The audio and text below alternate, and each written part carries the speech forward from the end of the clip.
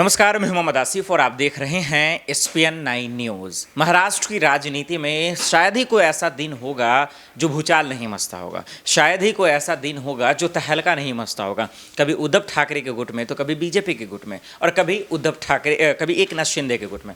आज इस शो में हम यही जानने की कोशिश करेंगे कि दरअसल जो पेंच फंसा हुआ है, चाहे उद्धव ठाकरे को लेकर हो या फिर एकनाथ शिंदे के लिए हो, जो शिवसेना को लेकर मसला फंसा हुआ है, चाहे वो कोर्ट में, सुप्रीम कोर्ट में या जजों के बीच में, वो क्या है, बीएमसी चुनाव में इसका क्या फर्क पड़ेगा, इन्हीं तमाम सवालों पे बातचीत करने की कोशिश करेंगे। एक तरफ नेहा मैम मौजूद है, एक तरफ किरण जी मौजूद है। इन्हीं से शुरुआत करते हैं। किरण जी, लगातार जो है आप कवर भी कर रही हैं, ये जो मेन शिवसेना की जो लड़ाई है, जो असली लड़ाई है, वो फंस कहाँ रहा है और किसके हक में चांसेस हैं कि फैसले आ सकते?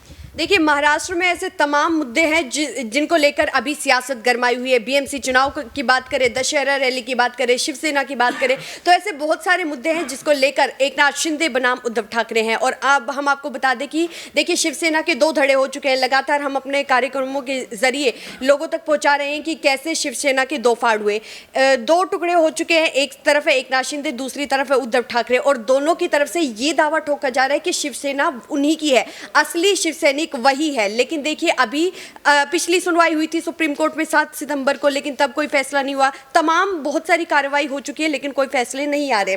अगली सुनवाई होनी है 27 सितंबर को। तो ऐसे में दोनों धड़ों की नजरें जो बनी हुई है वो 27 सितंबर पर बनी हुई है। अब ऐसे में देखना ये होगा कि सुप्रीम कोर्ट की तरफ से ये चांसेस किसके फेवर में है, चांसेस किसके फेवर में कि आ सकते हैं?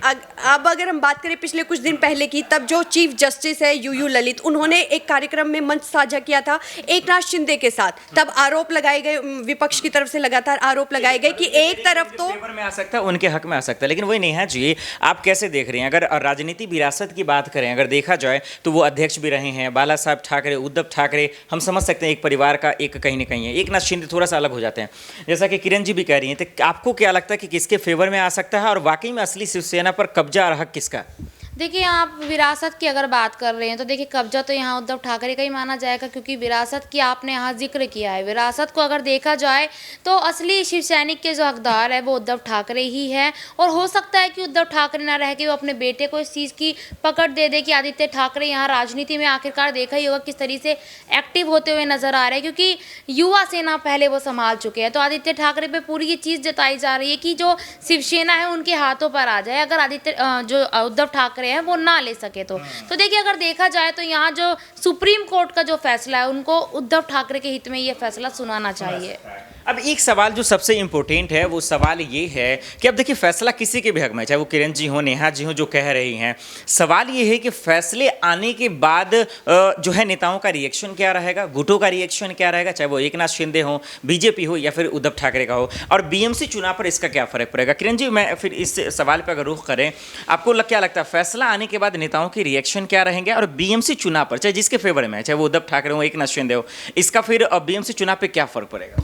देखिए, अगर हम उद्धव ठाकरे की बात करें तो उद्धव ठाकरे के पास अभी सिर्फ अपनी शिवसेना के अलावा कुछ भी नहीं है, ना कोई विधायक है, ना कोई कार्यकर्ता है, और इसी को लेकर ही वो अभी जमीनी स्तर पर एक्टिव नजर आ रहे हैं। क्योंकि देखिए, उद्धव ठाकरे पर लगातार ये आरोप लगते रहे कि वो जमीनी स्तर पर नेताओं से, कार्यकर्ताओं से, प्रवक्ताओं से बातचीत नहीं करते। लेकिन जैसे ही महाविकास आघाड़ी सरकार गिर गई, वैसे ही उद्धव ठाकरे और खुद उनके बेटे आदित्य ठाकरे, हमने देखे कि किस तरह से जो छोटे दल हैं उनके साथ बातचीत करते हैं। और अब आपको हम ये भी बताते चले कि देखिए, हमने बताया कि उद्धव ठाकरे के पास सिर्फ अभी अपनी शिवसेना ही है। अगर सुप्रीम कोर्ट ने उनके पक्ष में फैसला नहीं सुनाया तो यानी कि उनके पास से शिवसेना भी चली जाएगी।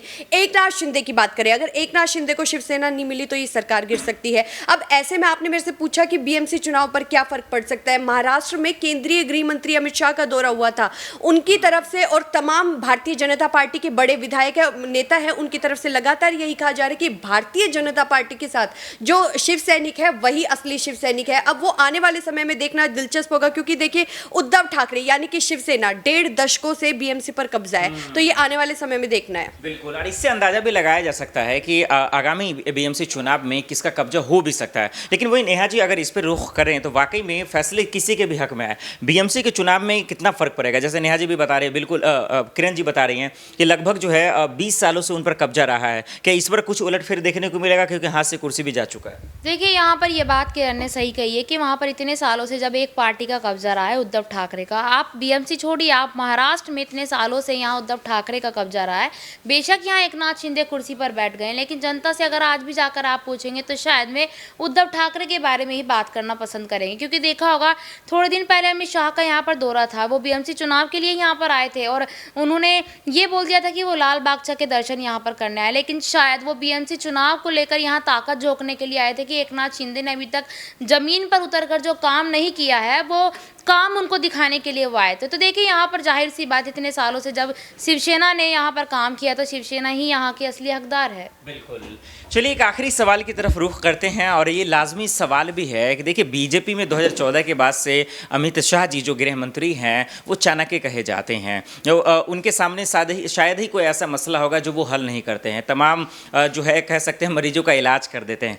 और जब वो मुंबई में उनकी एंट्री हुई एकनाथ शिंदे सरकार बनने के बाद पहली बार, तो देवेंद्र फडणवीस एकनाथ शिंदे से उनकी मुलाकात भी होती है और माना जाता है कि जो शिंदे गुट के बीच खेमे से जो थोड़ी सी चिंगारियाँ आई थी, आवाज़ें आई थी, वो बगावती तेवर की जो नाराज़गी की खबरें आई थी वो तमाम चीज़ दूर हो गई होंगी। लेकिन उसके बावजूद भी नाराज़गी की खबरें आई कि बीजेपी और एकनाथ शिंदे के बीच में थोड़ा सा तनातनी की खबरें चली गई। वो एग्जैक्ट क्या है वो जानने की कोशिश करेंगे और ये भी जानेंगे कि अमित शाह जी के आने के बावजूद ये तमाम समस्याएं दूर क्यों नहीं हुई, ये परेशानियां दूर क्यों नहीं हुई। और किरण जी मैं यहीं से लेना चाहूँगा कि अमित शाह जी के आने के बाद ये कहा गया कि शायद वो जो दोनों गुटों के बीच में जो अंतरकला नाराज़गियाँ थी ख़त्म हो जाएंगी, लेकिन उसके बावजूद भी ये सब चीज़ देखने को मिल रही। इसका मतलब अमित शाह जी का प्लान फेल हो रहा है। देखिए, भारतीय जनता पार्टी और एकनाथ शिंदे गुट का तब गठबंधन हुआ, उसके बाद से जो विधायक आए थे, बागी विधायक आए थे, 40 बागी विधायक उद्धव ठाकरे के गुट से, उनका सिर्फ एक ही लालच की वजह से आए थे कि उन्हें अच्छा डिपार्टमेंट चाहिए। लेकिन अब पहला कैबिनेट विस्तार हो चुका है, तमाम विधायक है उनको अच्छा